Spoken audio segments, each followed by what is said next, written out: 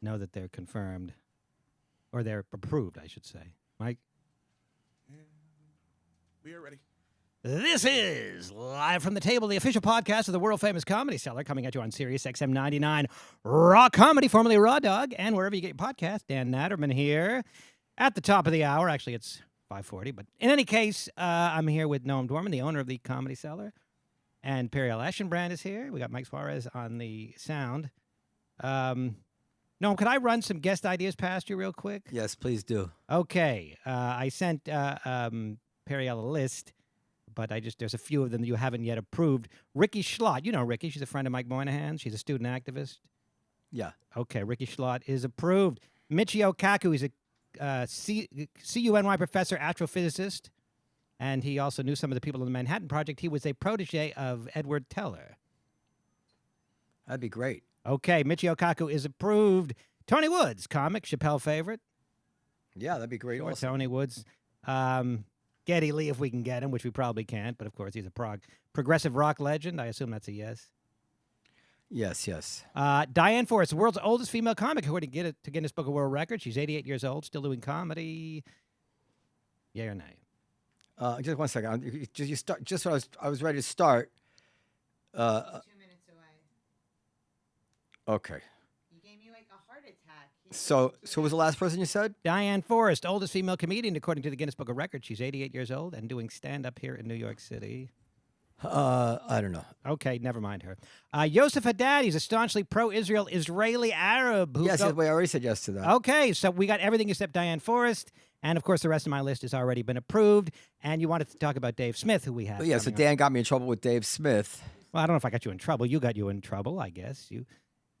I brought up Dave Smith, and you then responded that you thought... because you brought it up on a live mic, and I had to, so, but anyway, it paid out. It paid off because he's agreed to do the show after not being able to get in touch with him for a while. He's agreed to do the show. And Dave Smith is a libertarian comedian who has some views that I think my guess would be fairly opposite Noam's views, so it should be a lively discussion. I'm pretty libertarian. So let's talk about the Aaron Mate debate. Okay. We can First of all, a lot of people were interested. Dan had a meltdown and grabbed the mic and started screaming. That was a golden moment. But I'll tell you this: somebody wrote me, said, you know what? Dan may have had a meltdown, but he was absolutely right about the point he was making. It was that Coleman that wrote that? Yeah, it's Coleman. Coleman told me that yesterday. Yeah. I don't know if you want to discuss that in more detail or just refer people to the debate. That's not on this podcast. That was on the podcast you do with Hot Tam. Yeah, but then I actually placed it on our thing here too. And I posted this. This is interesting. So I posted the Aaron Mate debate at like 3 a.m. and I went through it. I did a lot of work. I looked up every single source, every single fact. I haven't done as much work since I was cramming for exams in school. And so let's say I put it up at 3 a.m. That's approximately right. By 3:10 a.m., I had like 30, 35 of the most nasty comments about how awful it was, what an idiot I am. And I wrote back and said, it's been minutes. You couldn't even have gotten through the first part of the introduction yet. Yeah. It's like, and then it really hit me that this is who we're dealing with, and it's not just one side of the issue. This is what the world is like. So I stopped the comments. And so there's no more comments on that. I'm not taking more comments because okay, yeah, it's probably just as well. I like that. Your mic's not working. I'm happy to take comments from. Is her mic working? I don't hear it. Talk, Priel. Check. Hello. No, your mic is not controlled by that. What do you mean? That's the headphones. Jesus Christ! Are you a producer? What? You know what works? Twist your nose. That'll turn up the volume. Sound engineer? No, that's our. Okay, so is my mic working? No. Okay, well, I don't know. There it is. Now it's working. Okay. I liked it better the other way. So it's controlled over there. Turn it up, yeah. So you want to take that comment back? That your mic wasn't working? No, that like I'm somehow supposed to fix it from over here. I didn't say you were supposed to fix it. I thought it was funny that you're turning up your headphones to make your mic working. Anyway, so this podcast goes from like the greatest intellectuals in the world to like this. Anyway, we'll be followed by Steven Pinker in a second. So I decided, like, you know what? Hello, sir. Come on in. We're just finishing. Dan Senor is here. He's our guest. We'll be We'll be chatting with him in just a couple minutes, but first, I guess no one wants to finish up. I'm interested in this. Come on in, sir. Come on in. So, it occurred to me that what is the point of engaging in comments with people who obviously haven't read anything? You know, I mean, haven't watched anything.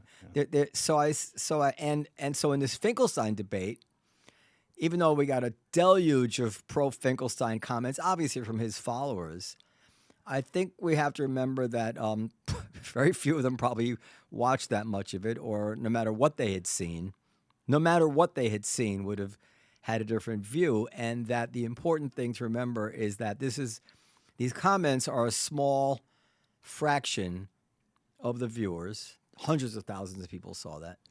And my intention, our job, is to reach the reachable. And because after I saw his Mate comments, I was like, fuck this, I'm not even going to do any more podcasts. But then I said, wait a second. There's plenty of people who are watching this who are actually unsure, or they don't know the history, or they're open to learning something. And they could be, this could even be a straw on the camel's back of their eventual change of mind. Like, people don't change their minds instantly. Come sit down, sir. They don't change their minds instantly. Sometimes they change their minds cumulatively. So if they got some facts, if they found it interesting to know that Aaron Mate, who I like, but Aaron Mate, this supposed world expert in the Arab-Israeli conflict, didn't even know that Jordan attacked Israel, which I just found astounding. I just found it astounding that this guy who's out there tweeting, has millions of followers, thought that Israel attacked Jordan in 1967. This is just, so. And as I'm going back and researching some of his arguments, I constantly find myself at the same Noam Chomsky essay, meaning that he's really just probably in the refrigerator there. He's or the other one. He's probably just. And I kind of referred to this in the introduction. They cut and paste a line from here, a line from there. They don't do any serious, deep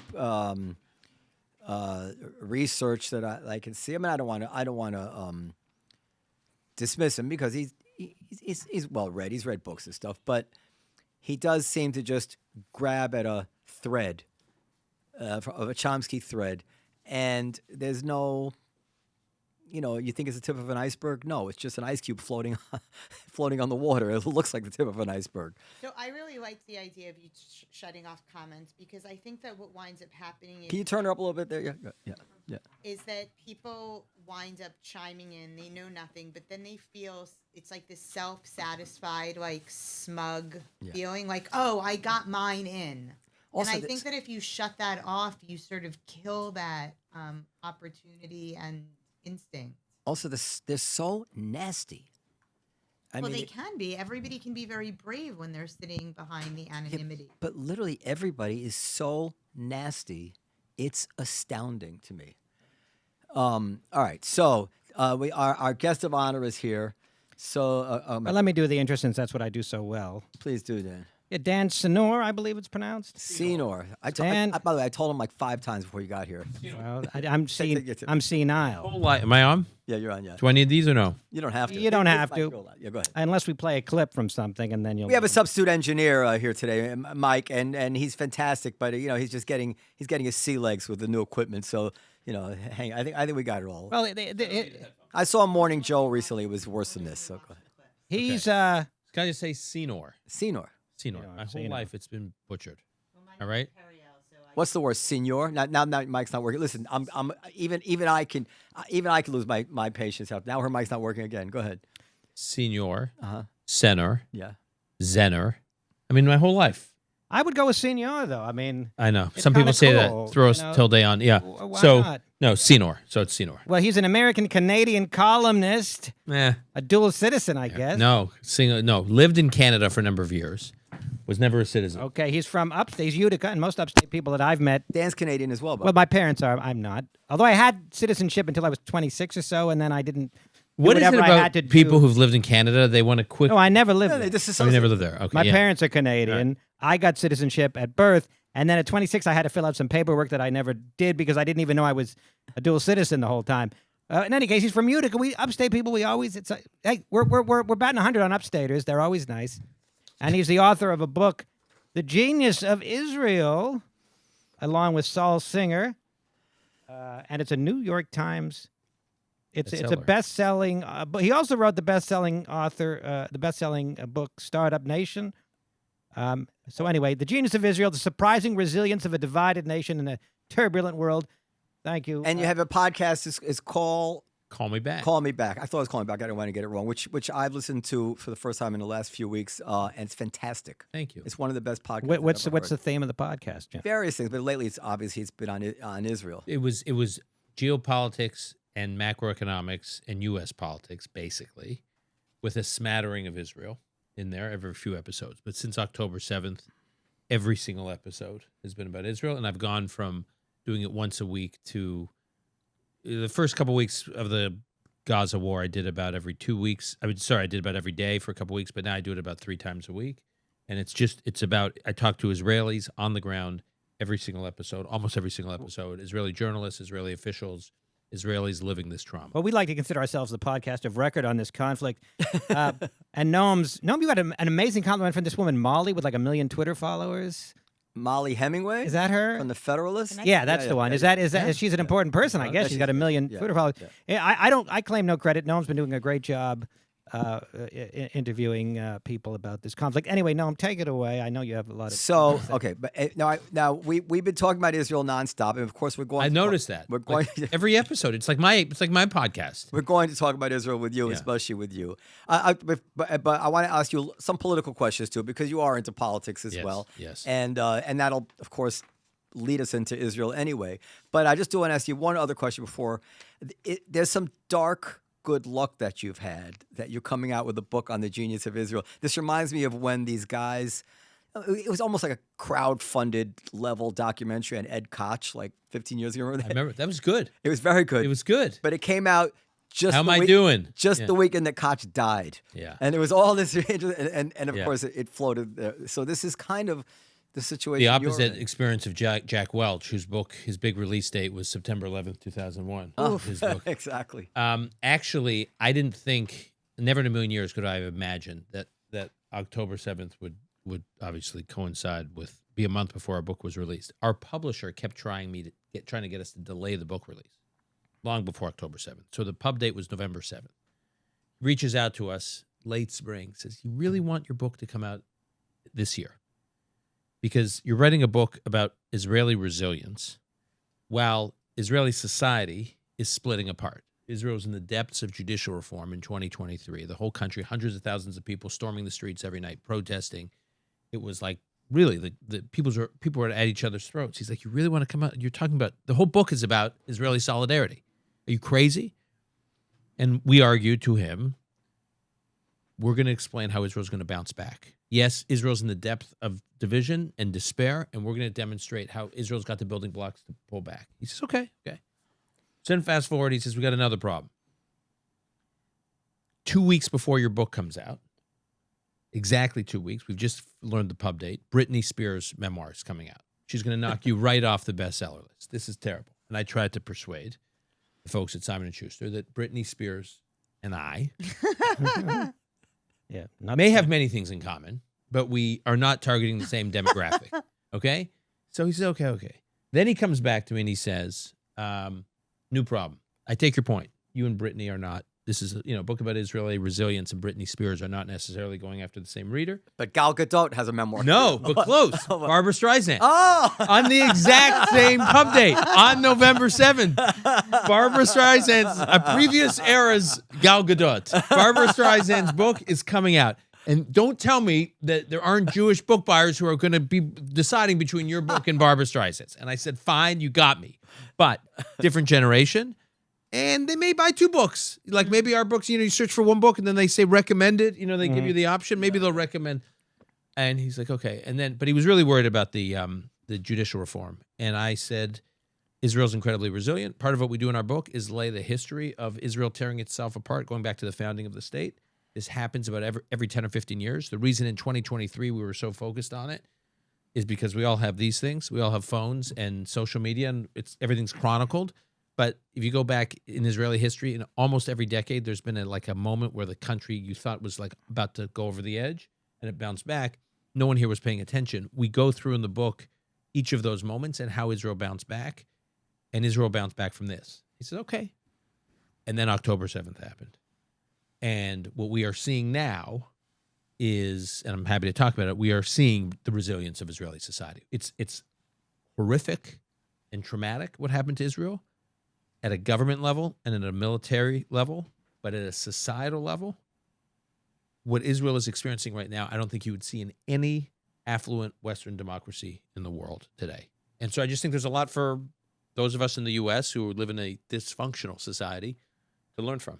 Now, okay, well, let's start here because then we'll get to the politics. First of all, I think your publisher was wrong anyway because you know how they say all publicity is good publicity, no such thing as bad publicity. The fact that Israel is in the news means that people are more likely to buy the book, even if it's contrary to what's in the news, as opposed to if Israel was like a tranquil state that fell off everybody's radar. Nobody's going to want to pick up a book, The Genius of Israel. Israel's in the top of the...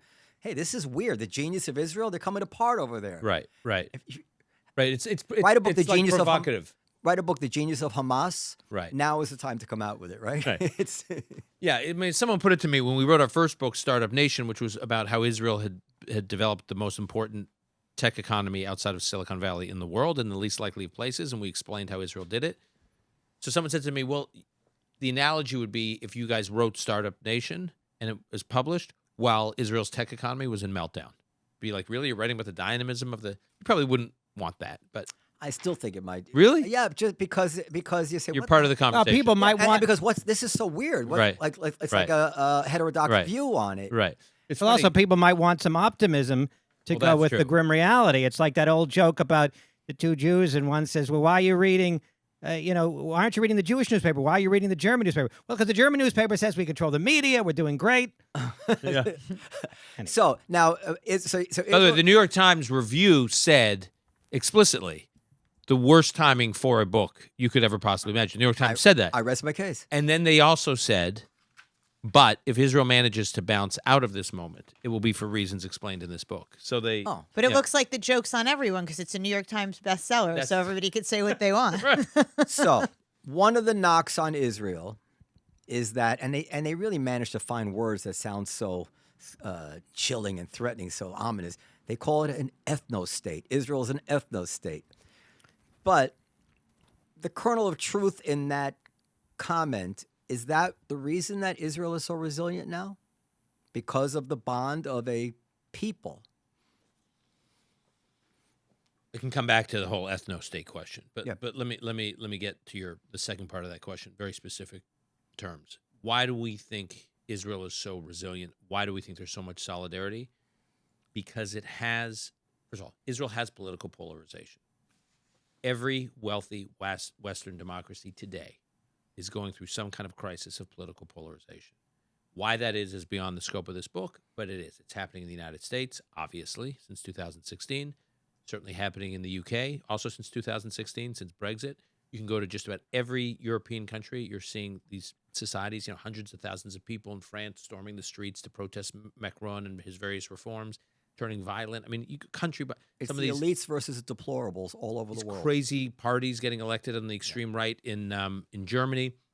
So there's something going on.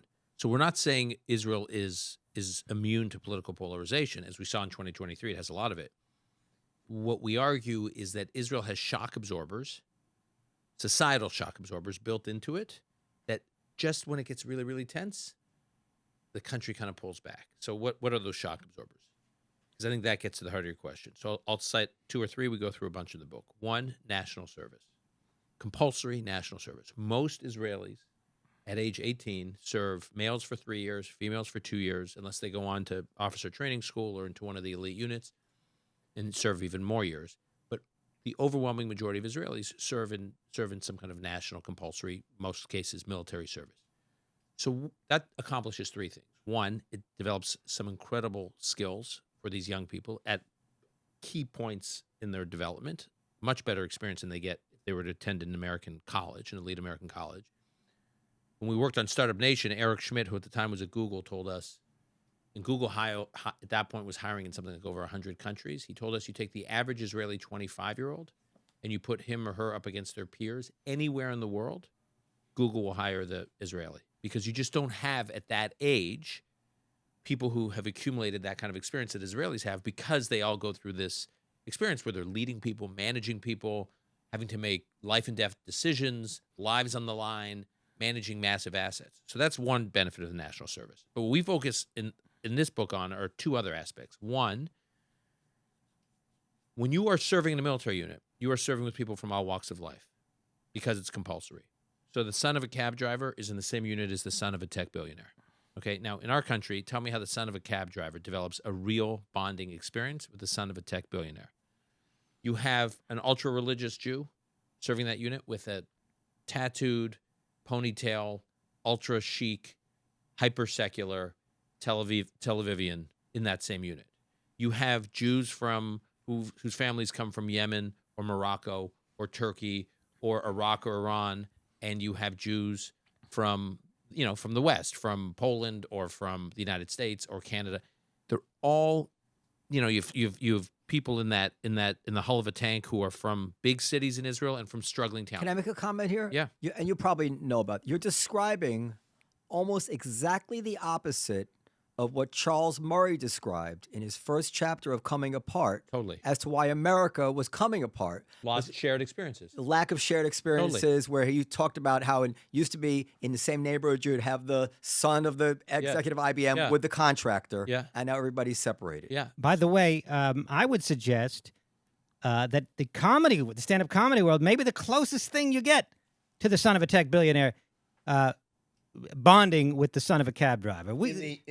As comedians, or for example, there's a comedian named what's his name? His father's a billionaire, Nick Kroll. His father's a billionaire or nearly a billionaire. I know. And he's a stand-up comic, and you got Tracy Morgan, who I came from somewhat more modest means, shall we say? And they're colleagues. Yeah. So we got a big tent here. Yeah. All right. So that brings everyone together. Now, keep in mind, they do this for 2 or 3 years or longer. And then they have what's in the Hebrew word is miluim, which is reserve duty. So then they have reserve duty. So after they finish their regular service, until their 40s, most of them go back every year with their original unit.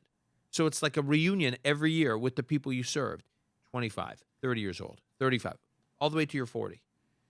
So you stay in touch with these people. When you have that kind of experience, it is very hard to look at your fellow citizen as the other. Because, like I said, you've been working in a warehouse on a military base with them. You've been in the hull of a tank with them. You've gone through basic training with them. Mika Goodman, who's someone we quote extensively in the book, who's a very serious public intellectual in Israel. He's got the most popular Hebrew language podcast in Israel about political issues. He told us that after Trump was elected in 2016, he came to the United States for some conference. He was meeting with a bunch of academics like him, his peers in the United States. Like, he was at Harvard. I think he was meeting with academics at Harvard. And they were saying, he listened to their conversation. And they were like, I met a Trump voter. Let me tell you what he sounds like. Or I read a study about the Trump voter. Let me tell you what they think, as though there was some kind of lab animal, like a lab experiment. And Mika said to me, are they talking about their fellow citizens? It was so perplexing to him that he says, look, guys I serve with in my unit, some of them, they're nuts politically, like nuts. I disagree with them vociferously, but I would never view them as the other. I mean, I've been in the hull of a tank with these people, so I'm with them all the time. So we have incredible bonds. We just have different political worldviews. So I think the national service does that. It brings people together. Can we talk more about that? Sure. Because it's such a profound point. It's something I've thought about a lot. You're really, in my opinion, you're discussing where this is really human psychology and visceral instincts overcoming, intellectual things. In other words, there's no substitute for being in the same room with someone, for spending time with someone. You can't read about it in books. It's not really about the fact that you disagree on policies that's driving you apart. It's because you're living separate lives. That's right. And you think it's because the politics are driving you apart. When you're in basic training with a fellow citizen, you don't care what their position is on judicial reform. Because it's you're not dealing with.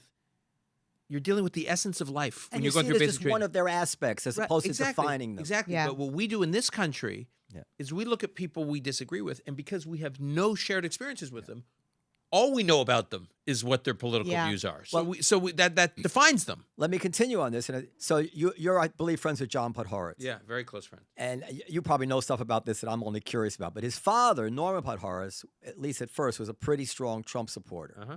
And he did this interview in the Claremont Review of Books. I don't even know that publication, but the name sticks in my head. And Right. he said stuff very much along the lines of what you're saying. How can you support Trump? He says, he reminds me of the guys I served with. This is exactly what he says. He says, this was like the common sense guy. Yeah, they were a little rough around the edges, but they were good guys. I liked those guys. I respected those guys. Right. He's one of them. I recognize those guys. I like him. This is something that Norman Podhoretz, the father, Yeah. said, which somehow, just because of his generation, the son would be less likely to come to that insight. Yeah, because they don't have those experiences. Yeah. So and then lastly on the national service, the other aspect I think is profound and powerful is the entire incentive system in Israeli society as young people are growing up is focused on rewarding them for thinking of themselves as part of a team, as part of a group, as part of a community. It's not about your own individual excellence. So in the U.S., we reward young people as they matriculate in life for individual excellence. How are your grades? How did you do on your SATs? How did you, what was your reference on your job, summer job? And it's all about getting into college, which is a very individual experience. It's all about individual merit. Now, Israel's a meritocracy too, but merit is judged not only on individual excellence, you've got to be able to perform, but it's all about, from when they're a young age, how they are as part of a team. So the most elite units in the military that are like unbelievable launching pads for making it in high tech in Israel, it's like the equivalent of getting a degree from MIT or Harvard or Stanford. You can't get into those units. You could be a phenomenal talent with individual skills, but if you're not a team player, you won't get into those units.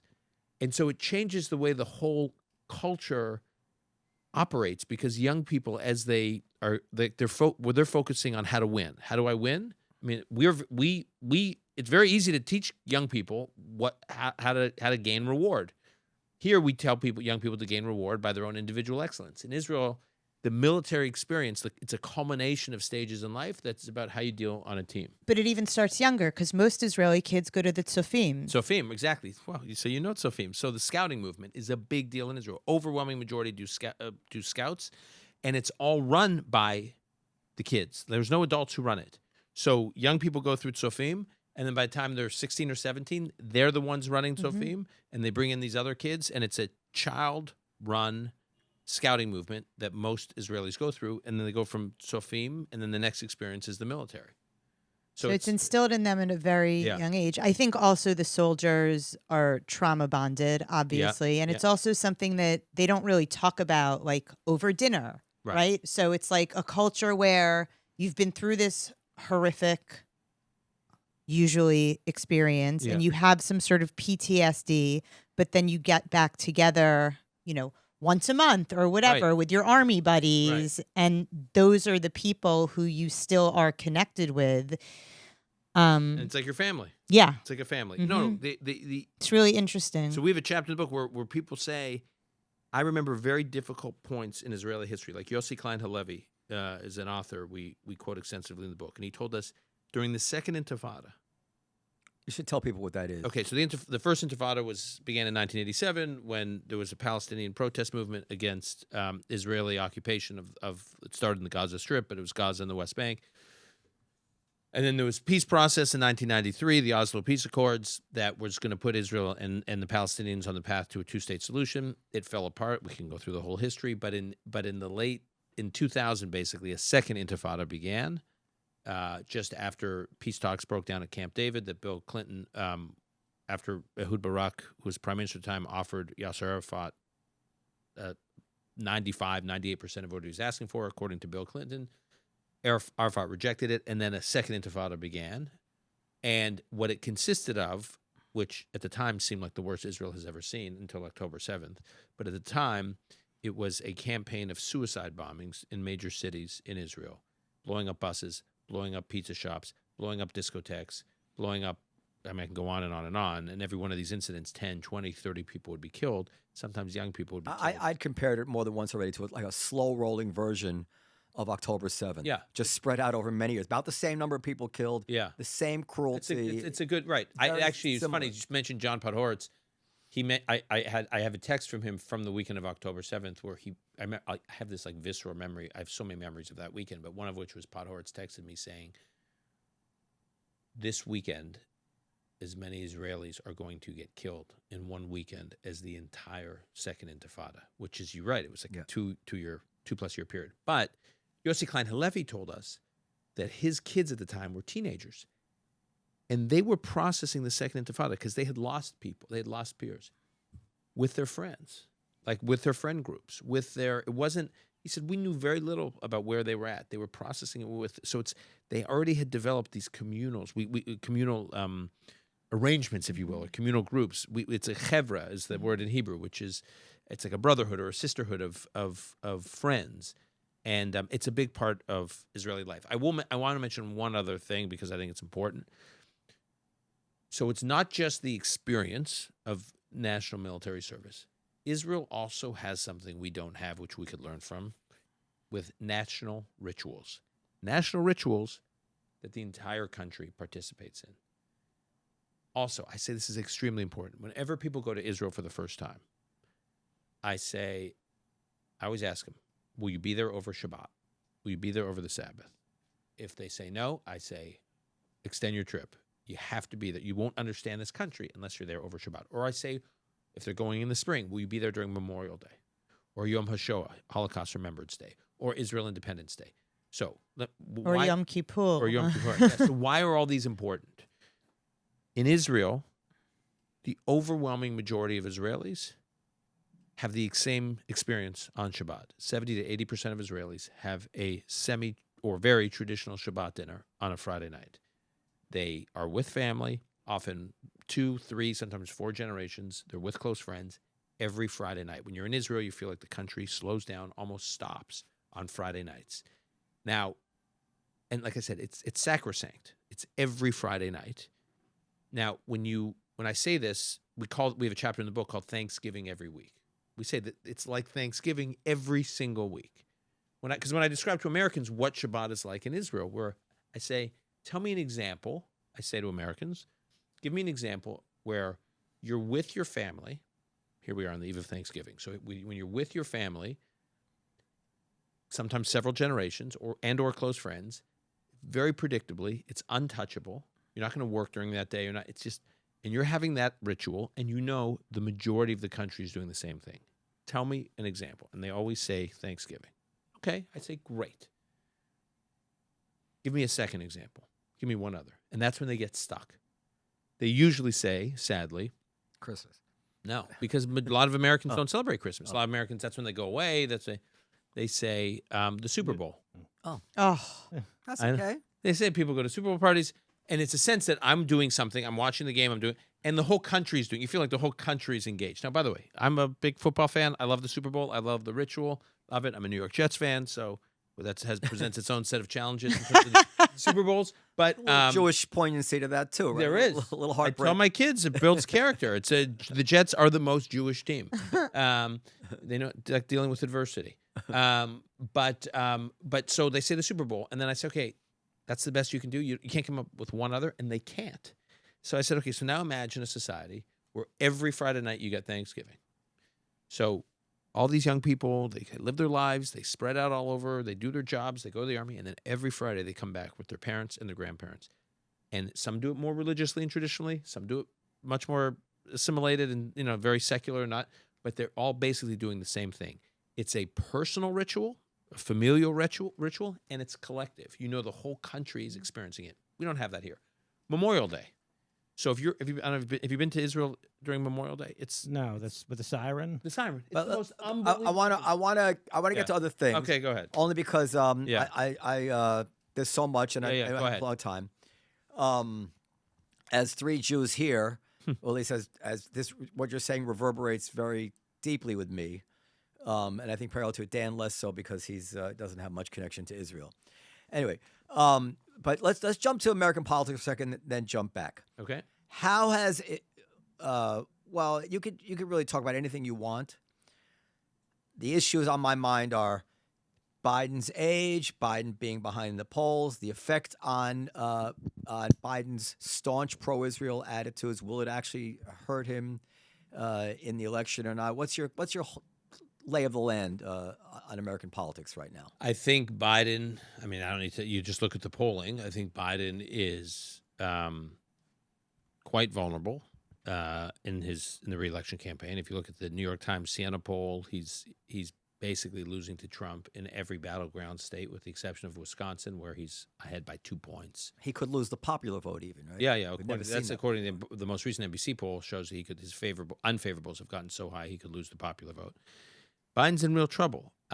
If I were advising Joe Biden, and I'm not, my politics are to the right of Joe Biden's, but if I were advising Joe Biden, I would suggest that he not run for re-election, announce that he's basically a wartime president, which he effectively is. He's got his hands full with Russia, Ukraine, with Israel, Hamas, trying to contain the situation in the Middle East that doesn't spiral into a kind of 1973-style regional war.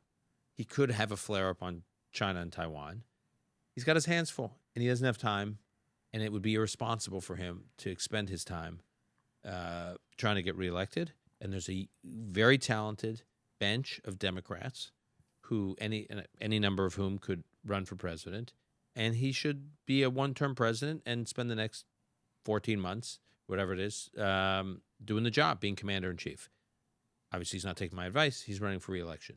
Do I think the war between Israel and Hamas will hurt him politically? No.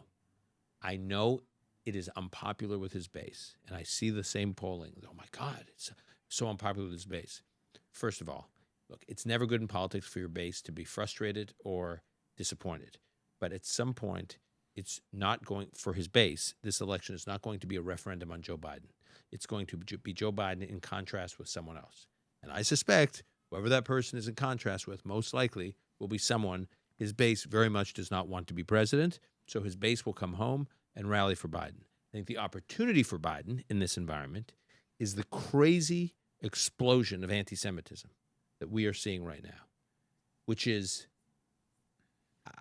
I'm shocked by it. I mean, I thought I couldn't be shocked. I mean, I'm shocked by what's happening. I'm the son of Holocaust survivor. The stories of the You Holocaust. and Norman Finkelstein both. Yeah. That's until there, right? It was like in the water, growing up for us, the stories of the Holocaust. I never, as much as I was so aware of the Holocaust, and it's a big part of our family's identity, I never felt personally vulnerable. Right. Until 2023. Now I feel personally, physically vulnerable. I feel that way for my kids. My kids go to a Jewish day school. I mean, I spoke at an event last night in Detroit, a Jewish event, that all these guys are around me, these security guys. They're like following me everywhere I go. I'm like, what is going on here? And they're like, in this environment, we've made sure, the sponsor of the event said we have to make sure that it's like this sense, there's a menacing feel to this moment. Now, that's the way I feel. What I am struck by is the number of friends of mine who are not Jewish, who are not personally vulnerable, are flipped out too by what's going on. They're looking at this. They're saying to me, and they're not Jewish, and they're not really connected. They have no real connection to Israel. They said, wait a minute. On October 7th, we thought the outrage around the world would be directed at the people who launched the massacre against the Jews. That's what we thought. We never thought there would be outrage against the Jews. It seems to be that there's like outrage against the Jews because they object to being slaughtered, and as opposed to thinking what they thought would happen, which was the outrage would be against Hamas. So they are so disoriented, and they're watching this on college campuses. They're watching it in the streets of major cities. They're listening to Hassan Nasrallah, the head of Hezbollah, literally cite the protests in Paris, London, New York, and Washington as though, well, look at this. We've lit up these people. We've empowered these people. They're they're like a fifth column for them, the way Nasrallah was talking about it.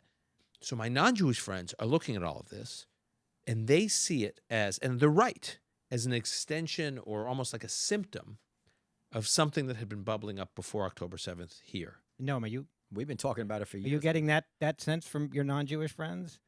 Are they freaked I out don't by it? have any non-Jewish. Oh, well. No, I'm kidding. My wife's not Jewish. She's totally freaked out. Yeah. Right. Yeah. Yeah, they're tearing down the posters of the children, the hostages, and the... Or saying that they don't even exist, that it's Right, Israeli right. propaganda. And so they're freaked out by it. And so I think this is Joe Biden's sister soldier moment. So, well, If he looks these protesters in the eye and says, "You are completely out of touch. You have lost your minds." Like if he confronts them, it may annoy his base. His base will come around. Clinton had his sister soldier moment. He took on his base. His base came around. But the potential for Biden, if he really is running for re-election, is there are about 5 million voters in this country, independent voters, who swing. Some of them voted for Obama, then they voted for Trump, then they voted for Biden.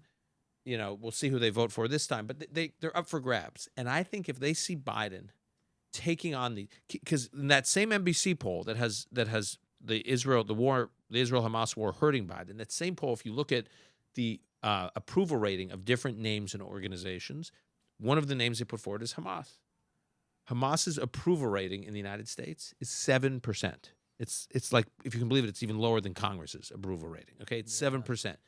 I think if Biden says, if you're carrying water for that organization, you are against America. It's not just about being against the Jews. It's not just being against you are against America, and I think it's a winning political issue. So I want to ask two points. One will end in a question, I guess. So the first one is, I probably share your general politics. I don't know your politics that well, but looking back on the last 8 years or so, I think that it worked out. I didn't support Trump. It worked out with Trump in the sense that we got through the 4 years. Nothing terrible happened. I know people say January 6th, but nothing terrible happened to the country. And we have something pretty strong to show for it from our point of view, which is the Supreme Court, which is, I wouldn't say it's far right, but it's pretty staunchly civil libertarian. And for instance, if the election had gone the other way, we would have had racial preferences for the next 50 years. Mm-hmm. And now we've gotten rid of them. And I think most people are happy we did. So that worked out. Mm-hmm. And I think that if Trump were president, and I think we should thank God essentially for Joe Biden as well right now, despite the fact we might disagree with him on this and that. You mean on Israel? Yeah. He's been amazing. Well, because if Trump had been president, I think, in my opinion, the leader of the party always has a gravitational effect on the people of that party. So when the president supports Israel like this, many people are loyal Democrats. Sorry. It's okay. And they fall into line because that's the position of the president. We saw people take ridiculous positions because that was Trump's position. Mm-hmm. If Trump had been president and he had given Israel the same green light, which really Biden has given them, I think we'd have a lot more trouble to the left of Trump containing this, a lot more trouble. And you see the squad and all of it getting a lot more purchase and a lot freer to talk. And you'd see people who are hoping to run for president in the next election, trying to position themselves to take advantage of this anti-Jewish reaction. So I think we should thank our lucky stars that it worked out the way we did. I hadn't thought of that, and I do think Biden taking the position he has taken on Israel, which there will be points, I'm sure, in the months ahead where I disagree with what he's going to do on Israel.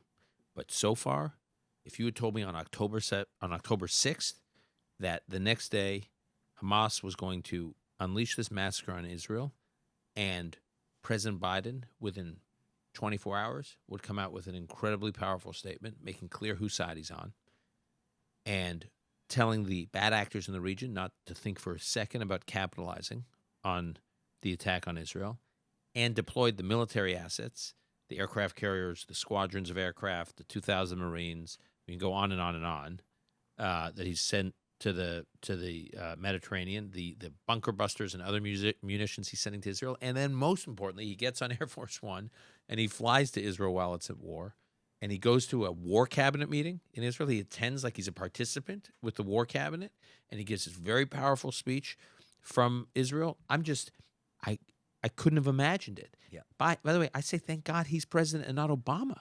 If you look at what Obama said, did you comparison. see what Obama said? Ugh, the worst. Yeah, I mean, and I just thought to myself, these are two different worldviews in the Democratic Party. Tell Liz, he said that there's no justification for what Hamas did, but it's also true that the occupation is unbearable. And we all have blame.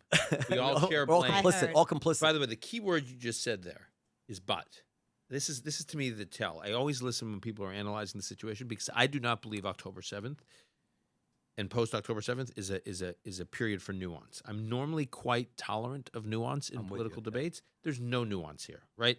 If you look at beheadings and then putting children in ovens and burning them alive and just mass slaughter and these filming of rapes, if you look at that and you want to apply nuance, we're done. Like, I'm just not interested. First of all, the word unbearable, I joked about it. I said, I tell my wife, yes, you're right. Cheating on you was unjustifiable. But it's also true that living with you is unbearable. Yeah, but it's the but. It's the but. When you say unbearable, you're saying right. It's a non sequitur unless you mean to set them off against each other. Exactly. That's exactly right. Yeah. And so I listen when people say, yes, it was horrible, but you need to understand. Whenever there's the yes, but, I'm like, stop. As opposed to Hillary, who said, Hillary was fantastic. of course there's issues with the Palestinian occupation. We're not talking about that today. Right. We're not going to dilute what went on today. Right. We can talk about it tomorrow if you want. Not today. John Kirby, who's the national security spokesman for the White House, National Security Council spokesman, so he's the White House press briefer on all national security matters. Yesterday he was at the podium. He was fantastic. He said, some reporter asked him, some groups are saying what Israel's doing is genocide. How does the White House feel? And he says, wait, if you're going to use the word genocide, let's use the word appropriately. There's only one party here that is trying to commit genocide, and it is Hamas. It is not Israel. It is Hamas. Israel may tragically kill or hurt Palestinians as part of prosecuting their defensive war, which is collateral damage. That's horrible. We encourage them to do less of it if they can, if it's within their control. That's not genocide. They're not trying to eliminate the Palestinian people. Read its charter. They are trying to eliminate the Jews from the river to the sea. That is genocide. It was just clear, no nuance. All right, the other thing I want to say, and then actually I'm going to play you a couple of things. The other thing I wanted to say is I that... need your headphones for that. What's that? Oh, you need your headphones for that, yeah. When we play the video. To some extent, I blame... We're talking about all the anti-Semitism, all of it. I blame the American Jewish community, which for a long, long time now has not been what's the if you're not for yourself, who will be, or whatever. We have not been for ourselves. We have essentially thrown in the towel. Peer pressure, whatever it is, became ashamed to defend our positions, didn't teach our children the most basic facts of the conflict. And on top of the confluence of, woke ideology that took over at the same time, but people without even thinking about it, when they see that those people themselves don't even stand up for themselves, what do I need to go look into their case? I mean, they're not making their own case. So you just kind of get the vibe that it is an apartheid state. They do have something to be ashamed of. There is no good case to be made for the Jews. You are zeroing in on an issue that I'm obsessed with. My mother, 85 years old, lives in Jerusalem, but as Holocaust survivor, as I mentioned, has lived all over the world. When we were younger, she was widowed. She had, didn't make much money. And I remember when she was dealing with her, making her charitable allocations, she would only donate to Jewish organizations, to Jewish charities. And I'd say, but Mom, what about this organization? What about that? She said, if Jews don't donate to Jewish organizations and Jewish charities, no one will. There's plenty of people who can donate to these other things. And it has always stuck with me. If you look at the data today, the biggest Jewish philanthropists in the United States, the wealthiest Jews in the United States, on average, and look, these different studies, roughly around 10% of their philanthropic dollars go to Jewish causes. Most of them are donating to non-Jewish causes. And I think you're right. I think hopefully October 7th was a wake-up call. You watch the reaction of these major institutions and these universities after Jewish philanthropists have showered resources on these institutions and been supportive and engaged and civically minded. and they're effectively abandoned. And I'm not saying we shouldn't still be engaged in the non-Jewish world, but we need to build up Jewish institutions, and we need to invest in institutions that are going to develop the next generation of Jews. And that means Jewish education, making sure Jews are literate, young Jews, Jewishly literate, making sure they identify proudly as Jews, making sure they understand their relationship with Israel. Because if you don't, teach kids and cultivate that kind of thinking and identity, it's impossible. It's very hard to do later in life. And then when things get hot in a moment like this, if they don't feel any connection to it, they're like, well, why do I have to stick my neck out? This is not who I am. Now, apropos of Jewish identity, are you horrified that Noah married a non-Jewish woman? You can be honest. Don't worry. Nothing you can say would No. offend me. My wife, I don't know how she'll react. Do you have children? 3, yeah. I converted them. Well, he's trying his best, but we know. Wait, you converted them? We took them to the conservative rabbi. They dunked them in the water. They said the magic words. Somehow it shoots to God, and now they're Jewish. And I don't believe in God. I'm not religious. And yet for some reason, this ritual mattered to me. I did it. Yeah. At some point in their future, How if old are they they? want that, I don't know. What's that? How old are your kids? 11, 10, and 6. Okay. But also, Juanita does every single Jewish holiday. I mean, she does more. She got shadow banned on Instagram for posting so much pro-Israel stuff. But a part of me said, if she'd married a Palestinian guy, she probably I don't know to what extent she comes at it through love for me and her Jewish children or through intellectual pursuits. And I hope that it's through an intellectual way that she gets there. I mean, I wouldn't look the gift horse in the mouth no Right. matter what. But she's very, very emotional in this issue, right? Yeah. So my wife, who is a convert to Judaism, is the same way. She is so wrapped up in this moment. I mean, really. Well, Juanita didn't formally convert. Yeah, but it sounds like she's living in a. Oh no, she's very. So okay. People listen to the show are going to get very mad because I'm always screaming at all the anti-Israel things, and I'm being solicitous to you. So what I did was, because I didn't feel like I could make the arguments as well, I took some video excerpts of some smart people making some of the better arguments, some of the tougher arguments against Israel or to consider vis-a-vis Israel, and I want to play some of them to you and get your take on them. So I have the list here. Can you play, Mike, right on Palestinian hate and extremism? You see that? So there are a few things here. Well, hold on. Go back to the beginning for a second. So this is Robert Wright. You know him. How would you describe Robert Wright? I mean, he's not. I mean, he's politically left. Is he inherently hostile to Israel? I mean, I don't know, but he's definitely he's a sane, respected intellectual voice. He's not a crazy person. He's It's not true. a hater. Yeah. But he's well, you'll hear. But go ahead. Play. Make sure it's loud enough too. Go ahead, Mike. So this is on the Glenn Lowry show. Yeah. Glenn Lowry is one of my heroes. I love Yeah, Glenn we Lowry. met. He's been here. Yeah. Yes? Yeah. Yeah, a couple times. Go ahead. Go ahead, Mike. Press play. So there are a few things here. The PLO was once famous for killing civilians. They weren't always sitting down at a table. They changed. Okay, this has been known to happen. I mean, they weren't exactly like Hamas before that, but extremist groups have been known to become more moderate. On October 7th, these guys, I think they had a good idea, and their mission apparently was to go penetrate as far as you can and wreak as much havoc. Well, if they gave it much thought, they probably realized there was a pretty good chance they're not coming back alive. And, you got to ask what motive, how do you get a bunch of people willing to do that?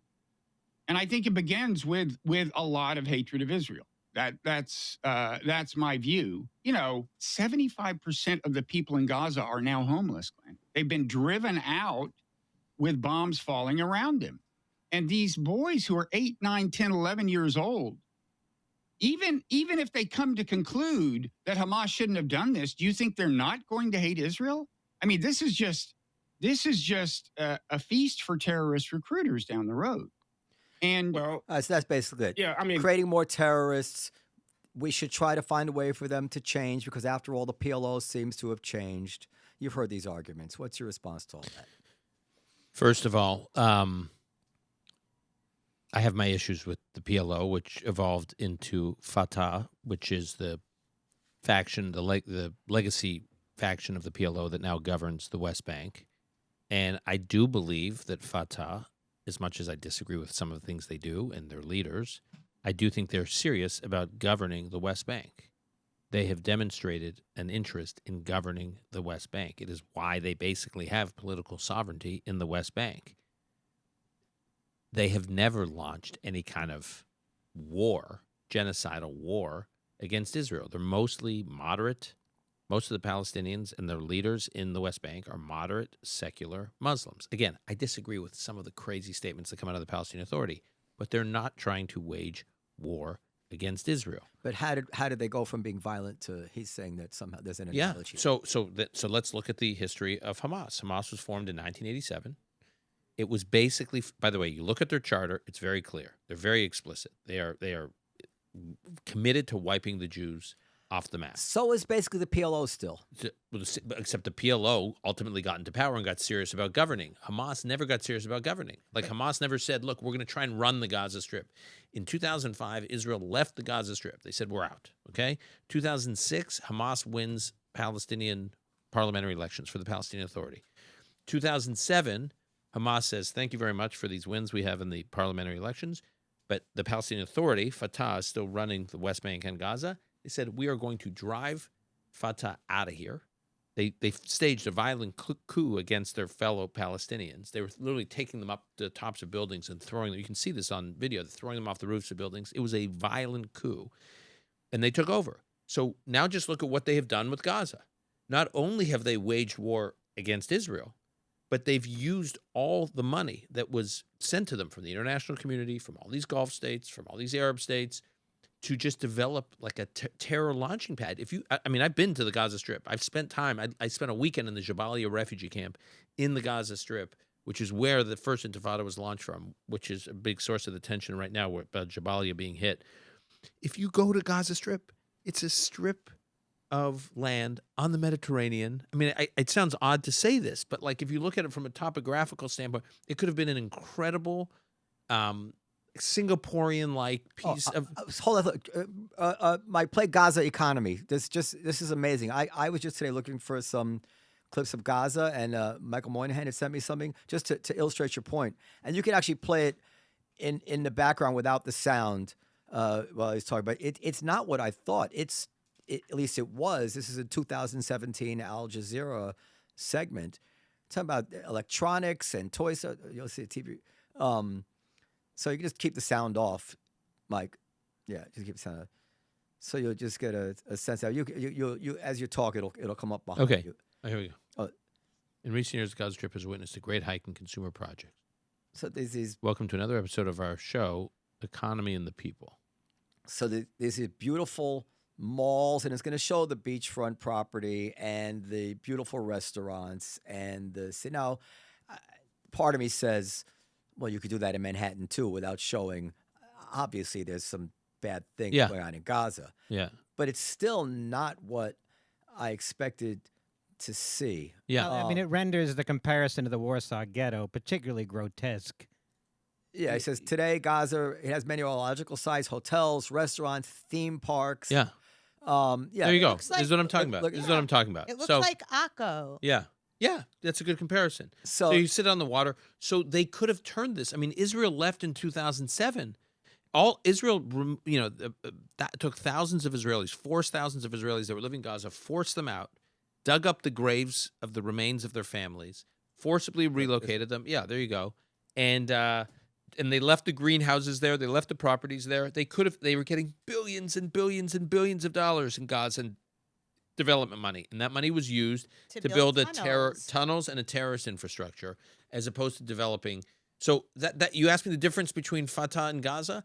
At some point, And Hamas. I'm sorry, between Fatah and Hamas. At some point, like you give Hamas a chance, Israel gave Fatah a chance, and they've been trying to govern the West Bank. Okay, Mike, that's good. Okay, and I just want to mention one other point. This whole argument that young Palestinians are getting killed and they're going to be the next generation Yeah, that's what I of want Hamas. to ask you about. Yes. Okay. It might be true. But who's responsible for those Palestinians being killed?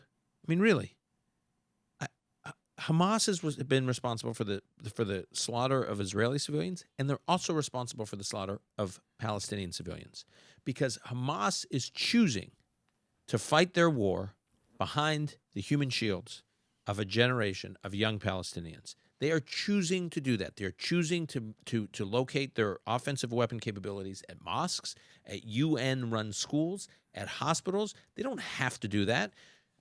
And But I think the argument is that Israel needs to think 2 steps ahead. Even if that's true, the people being killed are not going to see it that way. Of course, which is why Israel goes to great lengths, I think, at huge risk to Israel by warning. I mean, for 3 weeks, Israel's saying, we're coming for Al-Shifa Hospital. We're coming. We're coming. By the way, you could argue the smart thing for Israel to do is not to give any warning. Who in war gives warning? You just go take the thing out and you take the military asset out. It's not Israel's responsibility to make it harder for Israel to wage its war. And yet Israel, for 3 weeks, is broadcasting. We're going to Al-Shifa Hospital. They're contacting the hospital. They're speaking to the doctors. They're trying to figure out ways to get the patients out of the hospital. And they rejected it. And they're They- providing fuel, and their I fuel is was- being rejected. And so for 3 weeks, I'm telling you, this, from a security standpoint, put Israel put its own soldiers at greater risk. It put its own operations at greater risk. So at some point you have to ask, when Palestinian civilians get killed in that situation, whose fault is it? Well, It's okay, Hamas's fault. So let me answer you, and I'm going to. By the way, I think Biden, coming back to your earlier question, I think Biden needs to make this argument. He needs to say, because all right, we'll come back to sorry. So I shudder to think. I don't shudder to think, but I'm going to say something. It's dark what I'm going to say, but I imagine that what I'm saying has been uttered from the lips of Israelis at some point, which is that, well, it hasn't always been the case that these things cause more terrorists.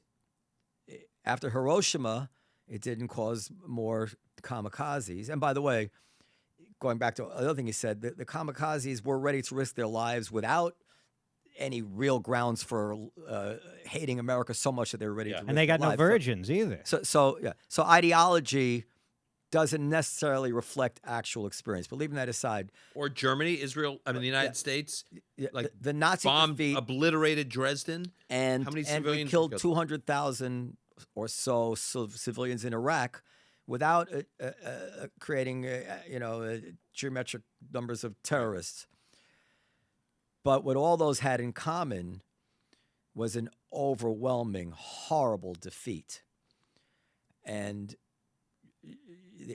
unequivocal. the mind wanders to the notion that, well, yes, half measures might create more terrorists, where unequivocal defeats might break will. You know what else creates more terrorists is putting these kids into Hamas summer camp. But the point is that Dan had it right. Israel, it's like when you get behind the wheel of a car on a Saturday night, we know people are drunk. You can't say it's their fault. He's drunk. You're dealing with drunk drivers, and you still have to get home safely. Israel is dealing with whatever it's dealing with, and still has to make the smartest decisions, drive the most defensively that it can. And if it's going to backfire on them by doing this, then obviously they shouldn't do that, even if all justice is on their side. So it's a weighty question, right? Mm-hmm. Like, we can't just dismiss it as a stupid question. It's a weighty question. Mm-hmm. I'm sure they spent a lot of time pondering it. And then that's one aspect of it. And the other aspect of it is, okay, what are our alternatives? Right. The status quo? The status quo is not. Well, Israel acceptable thought either. one alternative was to get out of Gaza. Yeah. 2005, Israel said, we're out. They occupied Gaza from 1967 to 2005, and then they said, and they kept trying to reach a negotiated disengagement with the Palestinians. Couldn't. Israel finally said, enough with the negotiations. We're out. It's yours. You win. We're out. Sei gesund. Go develop Gaza. Go make it great. You've got these billions and billions of dollars from the international community. It's yours. And then this is what they get for that. All right. Wright also talks about the river to the sea, but I'm going to skip over that for now because I don't want to run out of time. So Yuval Harari, the guy who wrote *Sapiens*, he's a pretty brilliant guy in my estimation. I agree. And he was. I don't agree with him on everything, but he's a brilliant guy. Yeah, I didn't think you were going to agree with him on everything. And he said a few things on Sam Harris, and I just wondered upon listening to him, it's funny. We have the same thing in our country. That partisanship at some point gets the better of everybody. And I detected something that seems like a Netanyahu derangement syndrome in him, and everything else he says is so brilliant to me. But play Harari 1. I should have labeled it better for myself, but I think, and then Harari 2, and then. But this, by the way, I would recommend everybody to listen to this most recent Sam Harris episode. It's very good, and you'll learn a lot from it. And Harari is really insightful. But go ahead, Mike. Immense grief and Turn pain. it up. Turn it up. There is also immense rage at Netanyahu and at his coalition.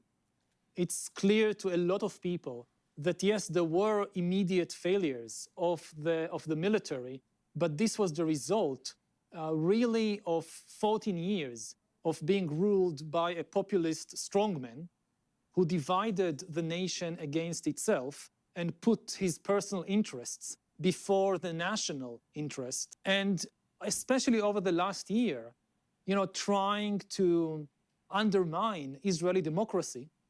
And he was warned again and again and again by people in the army, in the intelligence, that this is weakening Israel at a very, very dangerous moment and distracting all the country and the security forces from the main threats.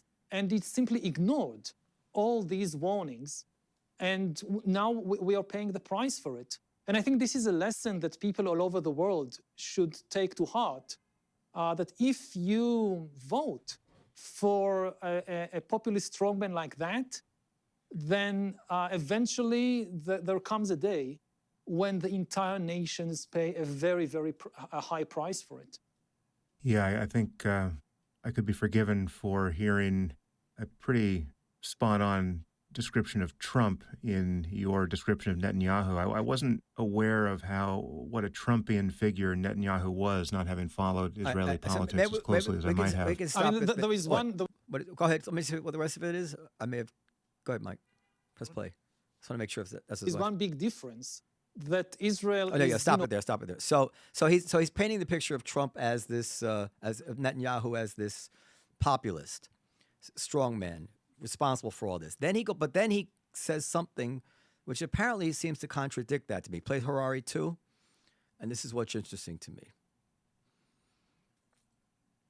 Israel and Saudi Arabia were in an advanced stage of negotiations mediated by the United States.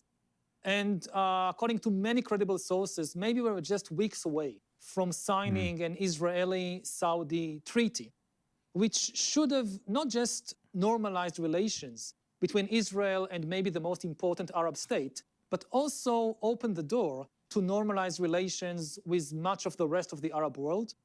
As part of this treaty, Israel was also supposed to make significant concessions to the Palestinians, and it was hoped that it would be also possible to restart the Israeli-Palestinian peace process. But you're saying that there were concessions to the Palestinians built into those negotiations. Absolutely, because again, if it depended on the extremists in Netanyahu's government, that no, you would not have any concessions to the Palestinians. But of course, the treaty was negotiated not just by these extremists. It was very clear, not just from the Saudi side, but also from the Biden administration, that there would be no treaty unless it includes significant concessions to the Palestinians that were supposed to alleviate, at least to some degree, immediately, the suffering of Palestinians in the occupied territories and reopen the peace process. And again, there was a lot of talk that Netanyahu would have probably to ditch his more extreme allies in the coalition. Okay, so we got the point of that. So, and let me add one more piece to that puzzle. Can you play the John Kerry quote? So let me just set it up where I'm going with this. On the one hand, they're criticizing this guy for being a populist, and this is what you get for electing populists. On the other hand, he says, but this knucklehead, whatever you want to call him, was this close to negotiating a deal with Saudi Arabia that would have revolutionized the Middle East and made concessions to the Palestinians. And he was literally on the precipice of it. And this is the context he did it in. Play the John Kerry quote. This is short. Everybody knows this, but play it loud. Is there no sound? It starts late. It's what? It's loading. It's loading. Oh, it's There will be no separate peace between Israel and the Arab world. I want to make that very clear to all of you. I've heard several prominent politicians in Israel sometimes saying, well, the Arab world's in a different place now. We just have to reach out to them and we can work some things with the Arab world and we'll deal with the Palestinians. No, no, no, and no. I can tell you that, reaffirmed even in the last week as I have talked to leaders of the Arab community. There will be no advance and separate peace with the Arab world without the Palestinian process and Palestinian peace. Everybody needs to understand that. That is a hard reality. Okay, so you have the eggheads who know better, the Obamas, the John Kerrys, telling us, what is the matter with you? We are never going to have peace with the Arab world unless you fix the Palestinian issue. The idiots like Netanyahu, the populists, say, no, no, no. Absolutely we can. He's right about to do it. Now, I don't know how you feel about it. It does seem to me that in the last year, he did take his eye off the ball, and he does have his fingerprints on what went wrong. But does that mean we can't acknowledge? But he was also right about everything that they were wrong about. All the people, I mean, I don't know where Yuval Harari was, but I suspect he probably would have agreed with John Kerry at the time. But it sounds like the deal with the Saudis was also contingent upon including... Yes, and Netanyahu was involved. No, Dan will tell us the story, but you understand, Netanyahu was a lone voice saying that this was possible. Mm-hmm. He had a gut, call it populist. You know, the populists sometimes succeed because they are good judges of human nature. Like they understand what makes people tick. He understood what was possible when the Harvard types thought it was ridiculous. He went to MIT. He's not quite a, Netanyahu did. Well, no, but yeah. go ahead. I think it's not so enough. first of all, it's an interesting thing. Yeah, right? yeah. So Netanyahu is not Trump. Let me just. We can disagree with Netanyahu. I think Netanyahu made some mistakes in this last year with the judicial reform debate. I generally think he's done some extraordinary things for Israel through his various terms in office. But he's not, impervious to making mistakes. He is not Trump. He is a deeply intelligent man who is a student of history. He reads about one nonfiction book a week. He's a constant consumer of political biographies. He's a student of history. His father obviously was a well-known, well-credentialed student of history. He is a very deep thinker about Israel, about Western civilization, about political philosophy, about geopolitical strategy. I mean, like Trump. Right. And he's a war hero. Right. He fought in Sayeret Maktal, which is one of the most elite. It's like the Delta Force of the Israeli army. He had some extraordinary experiences in battles he fought and operations he fought in the IDF. I mean, I can go on and on. He's very experienced about governing. It's not a game to him. He's done some when he was finance minister in the Sharon government. What he did on economic reform was revolutionary for Israel, and I think had lasting effects. Some of which we wrote about in our first book, some of which we wrote about in this book. The way he managed COVID in Israel, which was really he got Israel to be the first country that got vaccinated and reopened its economy. I mean, it's important to recognize the guy has got talents. He's a serious person. Serious people can make serious mistakes. It doesn't mean he's Trump, first of all. So now let's talk about what happened over this past year. You can say the judicial reform process was misguided. I felt that way. There was some of it I thought was worth doing. Some of it I thought they overshot. Either way, I thought they didn't build a consensus, which was a big problem. It's not clear to me yet, and I may be proven wrong, it's not clear to me yet that is why the October 7th massacre happened. Because the argument is Israel took its eye off the ball and in 2023 focused on judicial reform when it should have been focused on the southern border. It should have been focused on its security. Harari says that there were 14 units on the West Bank and only 2 watching Gaza. Yeah, I get it. Yeah. The point is there was an underlying security doctrine in Israel going back to 2007 when Hamas took over, which was basically based on the assumption that Hamas wanted to govern Gaza. that as much as Hamas talked about genocide in its charter, Hamas leadership was committed to governing Gaza at a practical level, the way the Palestinian Authority has been committed to governing in the West Bank. That they wanted to actually do the job of being a politician and running the place. And they weren't just focused on massacring the Jews. That was the security establishment consensus. If you believe that, then it's like after 9/11, when the 9/11 Commission report came out, the 9/11 Commission said, I'll never forget this line in the 9/11 Commission report. It said something like, there were many failures by the U.S. government, the U.S. security apparatus that led to 9/11, but the most important failure was a failure of imagination. That our government failed to think, wow, what could our enemies try to do to us? And if they did, how we would be vulnerable. I think there was a failure of imagination here of what Hamas, if they really wanted to wreak havoc in Israel, what they could do. Mm-hmm.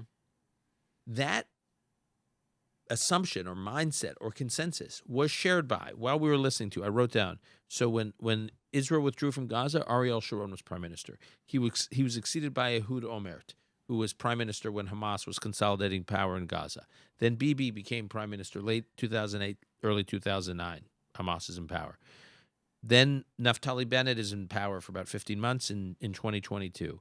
His government collapses. Yair Lapid becomes prime minister.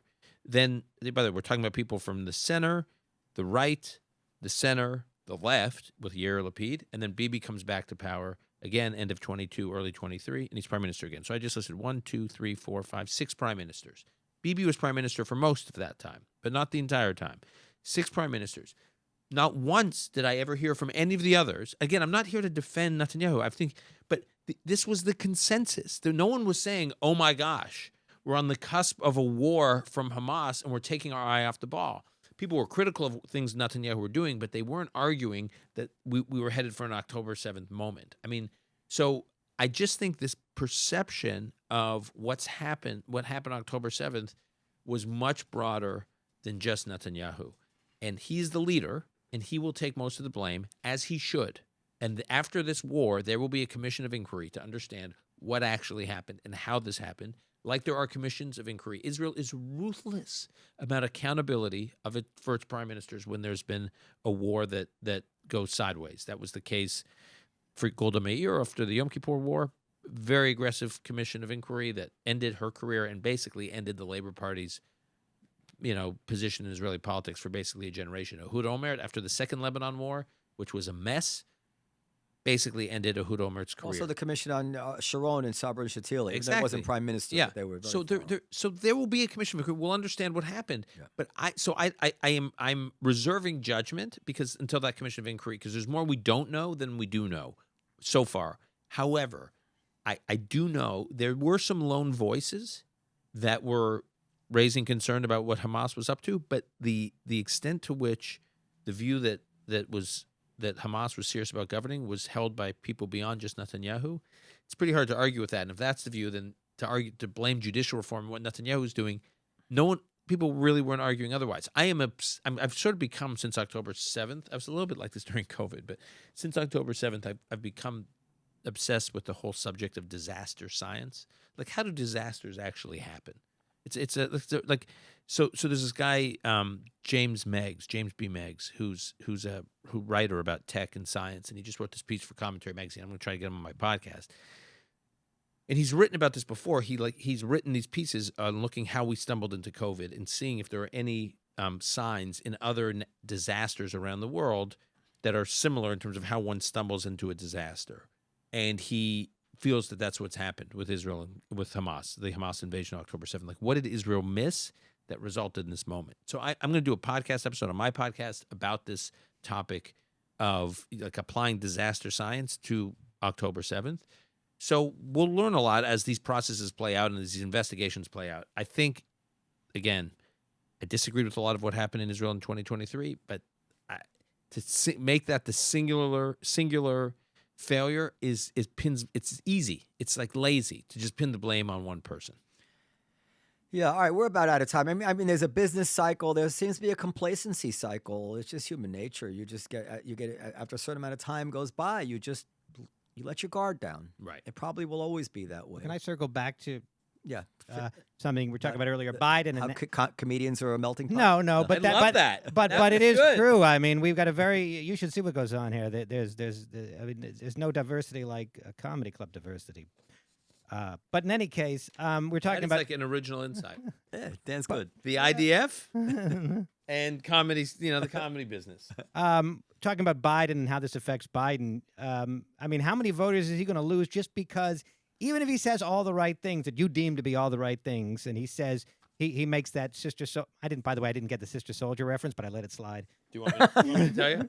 Well, I guess briefly, yeah. Yeah. In when Bill Clinton was running for president in 1992, he took on very aggressive, sexist, racist language being used by black artists, rap artists on the left, what he would call on the left. And so Sister Soldier, he challenged, I think he was there. Sister Soldier was at some event or something. He challenged, and so it was this moment where he was taking on his own base, his own political. Okay, so even if and he also went to execute this poor soul in Arkansas. Right. Even if Biden does that, to what extent will there be voters who says, I'm so disgusted with the progressives. Biden may be okay, but guilt by association being what it is, I'm so revolted by anything on the left that I'm going to then cross over and vote on the right. I've heard people voice this notion, and to what extent do you think this will be significant? I think it's a risk. I think the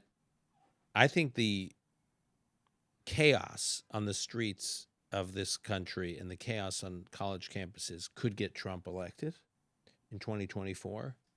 The chaos, meaning the chaos you're describing, this craziness on the left. I think that if they see in Joe Biden, though, someone who's willing to take it on, is not a vessel for that craziness, but is actually obstructing it and standing up to the craziness, I think he has a real shot. I think these independent voters, that's what they want to see. They want to see that he's sane, that he's not captured.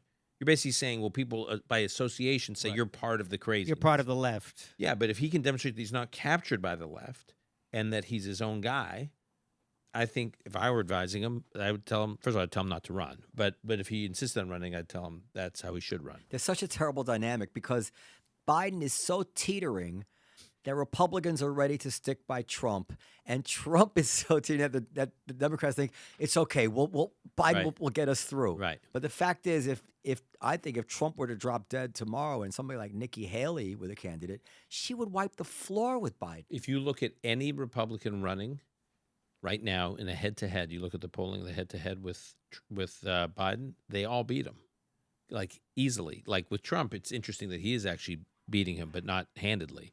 But Nikki Haley crushes Biden. Ron DeSantis beats Biden. Chris Christie crushes Biden.